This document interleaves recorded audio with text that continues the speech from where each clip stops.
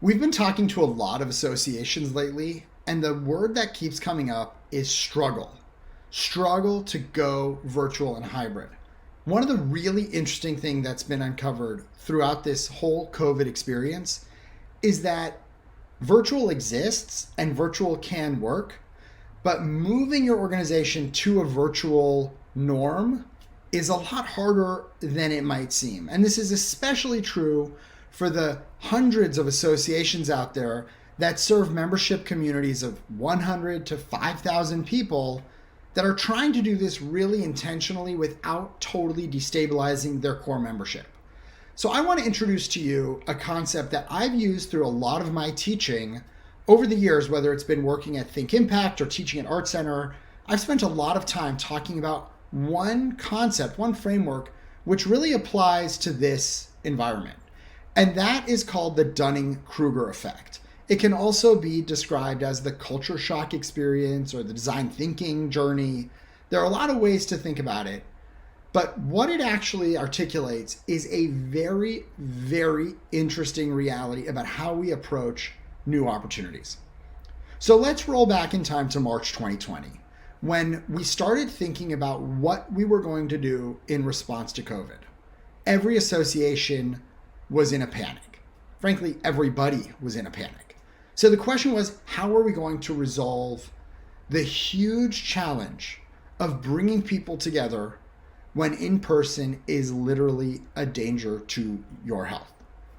So the first thing was people started in what can be called the know-nothing zone. Right here at the bottom, you see that you start without having real insight or knowledge about what you're getting into. We didn't even know what COVID was, what kind of a virus it was, how people caught it. So there was a lot of unknown, and bringing people together virtually was like this massive mountain that needed to be climbed. But then we started to learn about all of the different virtual tools that were out there. Oh, we can all use Zoom, and we can all use Slack, and we can all use Teams, and we can all use all kinds of event tools to bring our community together. And oh, this is going to be great because it's going to make life easier because virtual seems like less work. And so we entered this stage of euphoria, or what can be called the peak of Mount Stupid, which is really when you start to think that everything is going to be amazing.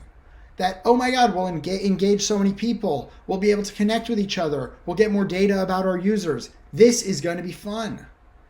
But sure enough, that doesn't last forever, because you start to run into the normal hiccups of operating an organization virtually instead of in person, and it's disrupted your entire business model.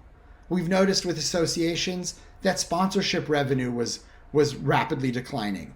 We noticed with associations that members started interested in Zoom, but experienced Zoom fatigue. And we enter into a stage called despair. We go into a valley of despair. And this is all happening over time.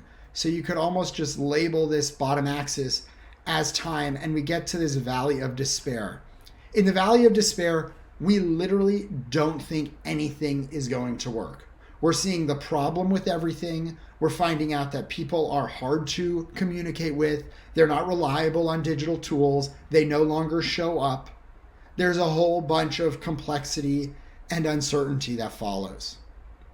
And then after the valley of despair, you go through a growth period, a really important growth period, which happens that gets you some expertise and competence about how to actually embrace this new norm.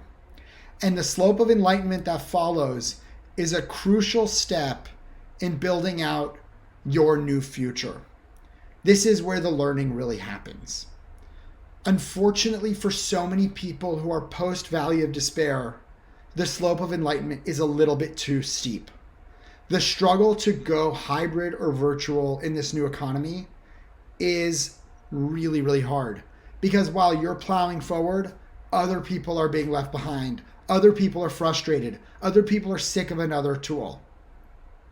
So the question is, how do you get up this slope efficiently and effectively and easily? How can you make it feel less like running uphill? And that is what we want to focus on, is the key to making that growth experience much more achievable is not doing too much. Don't try to bite off 1,000 new ideas. Don't think every feature is going to solve your problem. Do something that is simple, that is relatable, that is constant. And that is going to get you up the slope of enlightenment.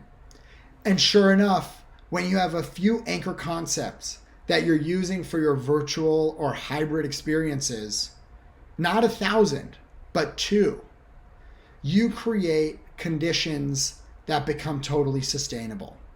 And sure enough, in the Dunning-Kruger design here that I'm showing you, the peak of Mount Stupid and the place of the plateau of sustainability are actually at the same level of confidence, at that same height of enthusiasm. You can get there and it can work, but you have to navigate this slope of enlightenment really intelligently. And doing that when it comes to virtual and hybrid and using technology is going to require simplicity, ease of use for your members, something that they can relate to, something that they see value in every day, that they're not forced to do, right? And so that's what we want to help you do. That's what we're interested in supporting. Because getting to the plateau of sustainability, the opportunity here that you saw at the peak of Mount Stupid is real. It's significant. It matters. So I would just say to you, continue going forward. Persist. Because that slope of enlightenment is going to take you to a place that you and your organization will really love.